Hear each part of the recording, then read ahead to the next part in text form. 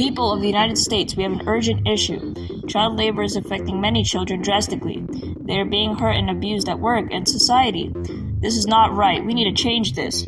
Child labor laws affect women by their belief in trying to change the system and believing it's not right. According to Cassidy Chaikin, she states in her paper, Child Labor, Compulsory Education, and the Women's Movement.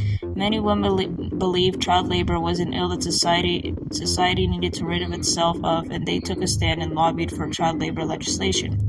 The challenges that we as reformers face are the states in the South who are strongly against what we believe in, and also people who would deny that child labor is wrong, and they make up for it by praising their child workers. According to the Bureau of Labor Statistics, they write in their article, History of Child Labor in the United States, many states, particularly in the South, resisted the effort. Frequently, child labor law opponents denied the problem existed and aggressively extolled the virtues of children in the workplace. The Progressive Reform directly addresses this problem by creating an act called the Keating-Owen Labor Act of 1916. It states that no producer, manufacturer, or dealer shall ship or deliver for shipment in interstate or foreign commerce in which within 30 days prior to the time of removal of such product, therefore children under the age of 16 years have been employed or permitted to work. The strike of 1912 was a protest over the faster rate of production and the commensurate reduction in pay.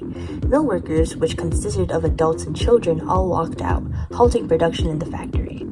Reformers that led the change were Grace Abbott and Sarah N. Cleghorn.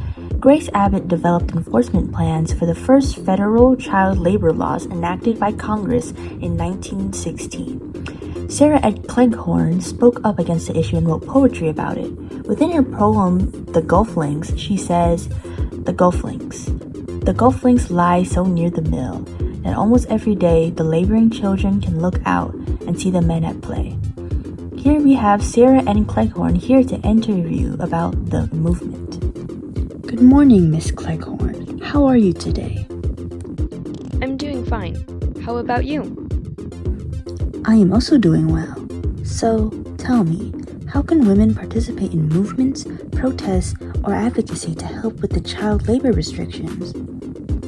Well, I started making poetry to raise awareness, which was my way of using my writing skills to support and push for the reform of child labor. Women can also participate by joining the National Women's Suffrage Association because they take a stand against child labor. I see. Can women also turn to the National Women's Suffrage Association as a resource for guidance? Yes, they can. One of the fearless advocates in the association was Susan B. Anthony, and she worked with Stanton to gain passage of New York's married women's property law. Passed in 1860, the measure gave women legal control over their own wages, property, and children for the first time. We can look up to her as a leader for guidance. Thank you, Cleghorn, for this short interview. It was very informative. It's important for more people to know about this issue because children should be able to go to school.